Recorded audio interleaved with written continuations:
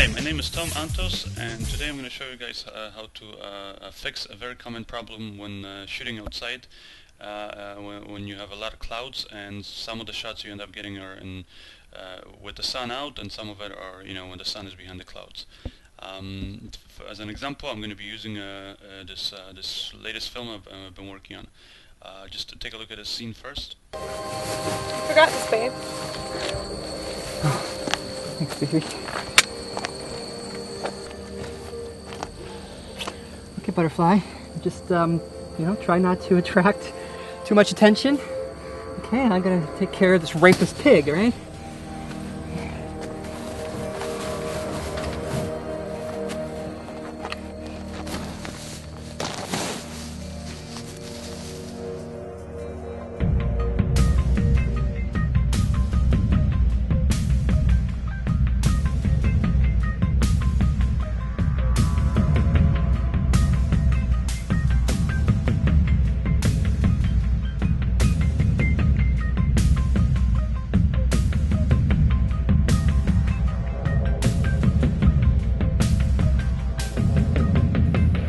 So as you can see, this whole scene has been shot outside, and some of the shots, like for example these ones up here, have been shot, with the sun out. So we just have direct sunlight, and then this shot, for example, has been shot with the sun behind the clouds. So this is how the sequence actually looks when it's when it's before it's been color corrected. So I just take a look at it. Well, hi, miss. You need some help? Oh, I just noticed your trunk was open. I thought maybe you had car problems. No, it's all right. Are you sure? Beautiful. Yeah. So as you can see, this shot here, it's very it's very different compared to, for example, the next shot here of just a girl. That was, it's just the same more or less angle and all that stuff, but what's different is here the sun was out, so even though this side of her face is in sunlight, in the shadow, you can still see overall the shot has a lot more contrast, and the colors are more saturated, and there's more of a different definition. Whereas in this shot, it's all kind of washed out looking, very bland. The colors are not as vibrant, and that's simply because the sun was behind the clouds. So obviously when you're filming and you have a day, weather like we had on this day, where the clouds were constantly just moving, and one shot we would have the sun, and then next shot the sun would be gone. You can't really be sitting around and waiting for the perfect lighting. You just have to kind of go with it and film it, and then you have to try to fix it afterwards in post-production. So I would edit basically this whole film like this, with just the way that it looks in camera. I wouldn't really worry too much about the fact that the shots, the lighting doesn't really match. And then later on, basically, once I'm done with my editing and I like the edit, that's when I go in and do color correction, and that's when I match these shots up, so they kind of they so that they work a little bit better in editing.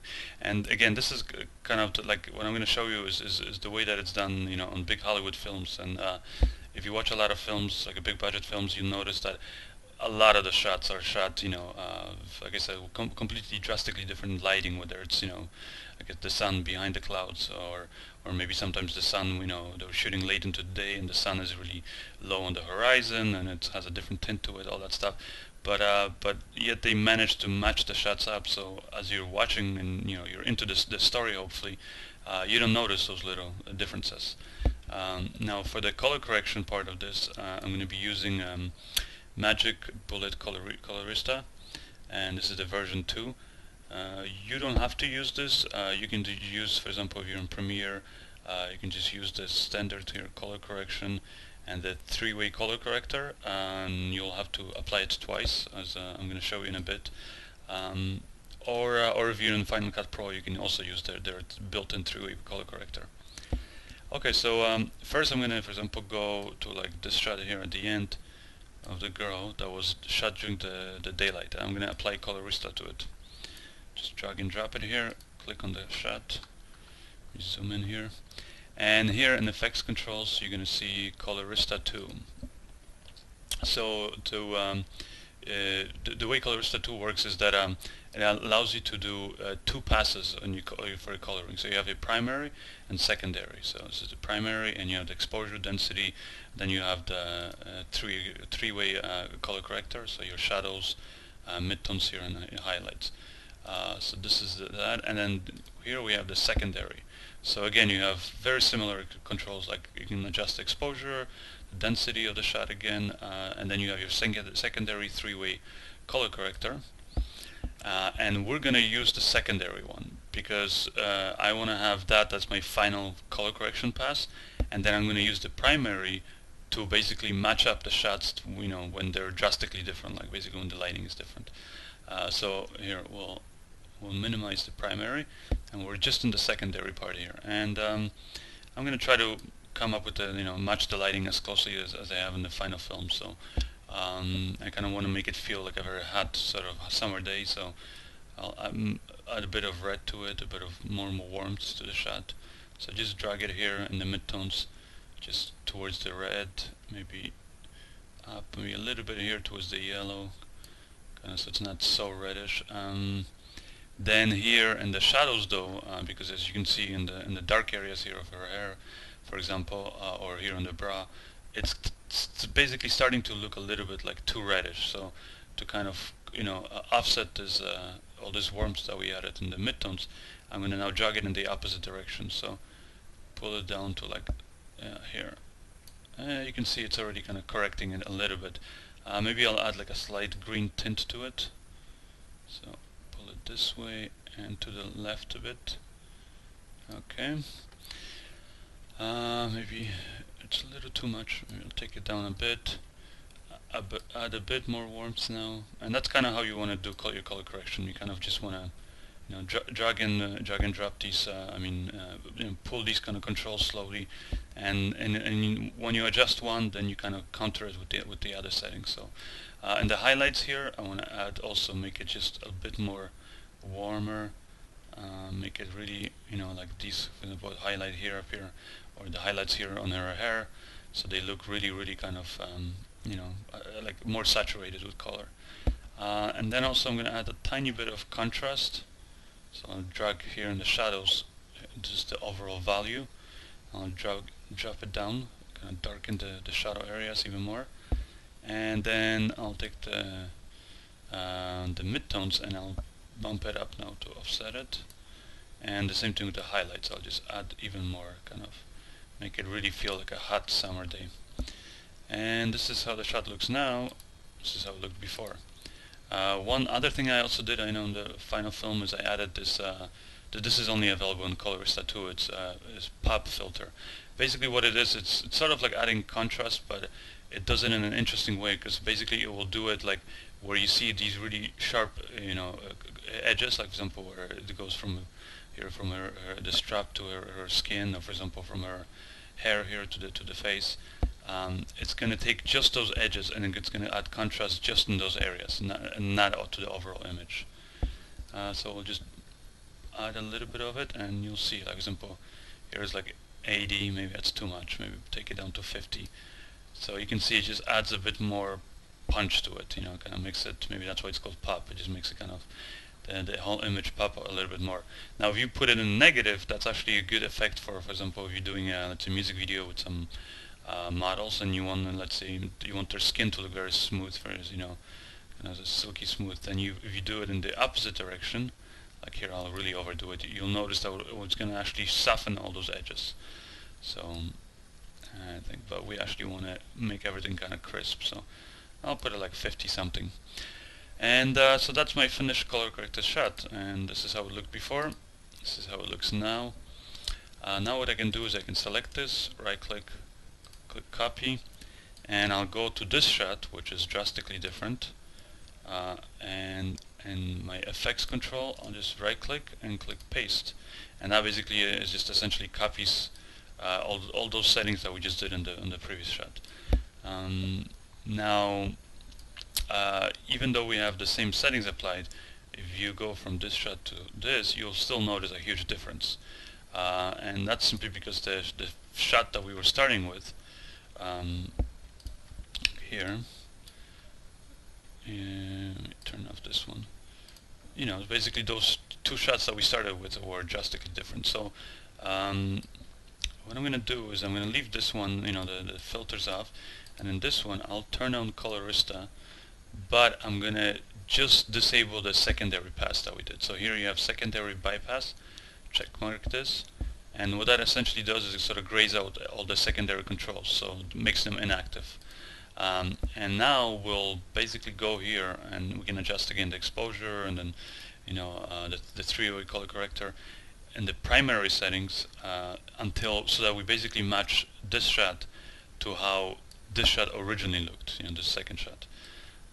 So I'm gonna go here again, and essentially I gotta add more saturation, a bit more contrast, and I think a bit more warmer skin tones to her, because here her skin is kind of washed out.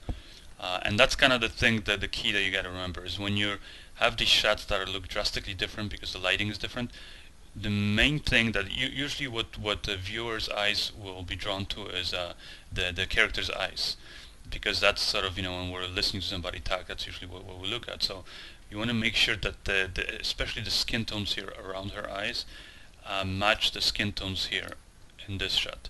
If you can match that up, then even though the rest of the shot maybe won't match perfectly, you know, from this shot to this shot, you won't notice it when it's, you know, cutting really fast from one shot to the other. So again, so we're gonna make it add some warmth here in the primary. So just pull it up here, maybe about there. Let's see. Maybe we'll add a bit more contrast. So we'll take the shadows, and we'll darken them. Let's go back to the other shot, compare it. So it's good, but here I can see that the hair now, you know, the skin is warmer, but the hair isn't. So I gotta again go to the shadows, because as you notice, her hair now is kind of turning brownish because of all the warmth that I added. So I gotta offset that again. So pull that back a bit, somewhere there, maybe a bit less.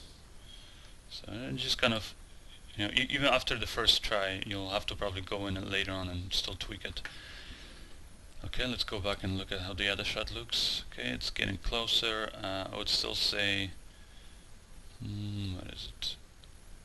The grass is still, you know, here in her skin tone, and the grass doesn't have as much saturation, so I can add a bit more color in there by bumping this up maybe to 16. And now it's matching. See, those two shots match a bit better. Maybe we have too much red now that we added the color, so I'll drag it down just a little bit. And now it's those two shots already match a little bit better. And now the cool thing is that now when I go, for example, into the first shot that we color corrected, and here if I just enable Colorista, this is how it looks with our final color correction. Then now, because we here have the primary and then the secondary, and the secondary is all done for us, all I really have to do is just turn it back on. So I turn on the secondary pass, and here's how our shot looks. So with basically the first color correction pass and then the second one, you know. Now let's look at it. Let's compare the two shots. So it's matching a lot better now. You know, obviously we're, you know, simply because this was shot during daylight, we, you know, with the sun out, we have these really nice highlights. We have these really nice highlights on her hair, which we're not getting here because there was no sun. But still, mainly we just want to make sure that those skin tones match.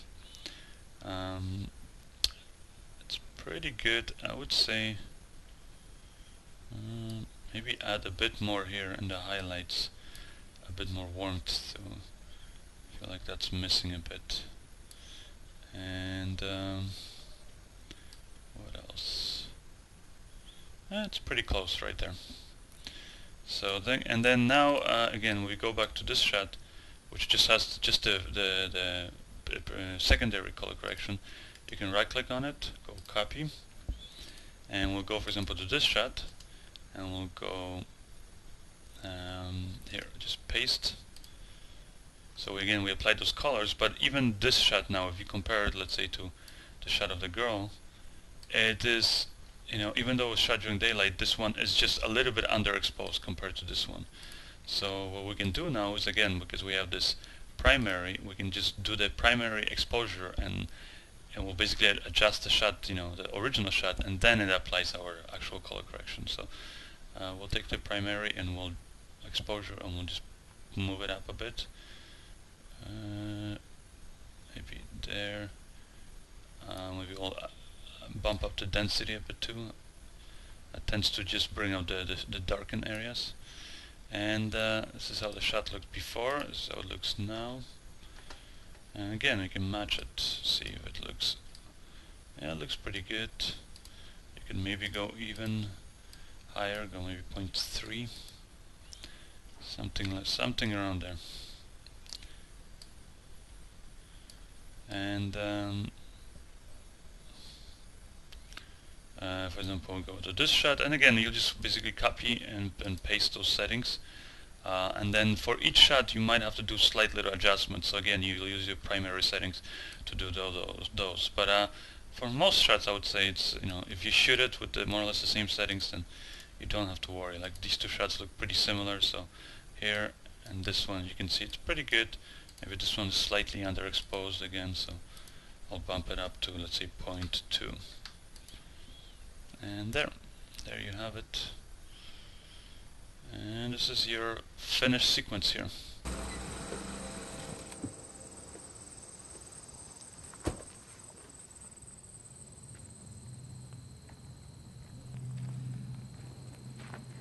Hi, miss.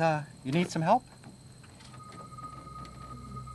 Oh, I just noticed your trunk was open. I thought maybe you had car problems. No, it's all right. Are you sure? Beautiful. Yeah. And if you guys want to see the finished film, it's going to be premiering here on my YouTube channel. So check it out, and otherwise I hope you enjoyed the tutorial, and as always, remember to subscribe, comment, like and favorite, and then share it with other filmmakers out there.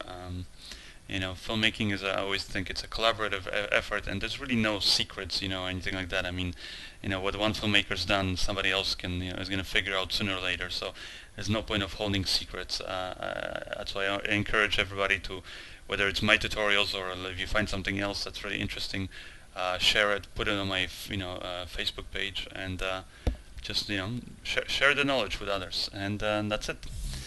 See you guys next time.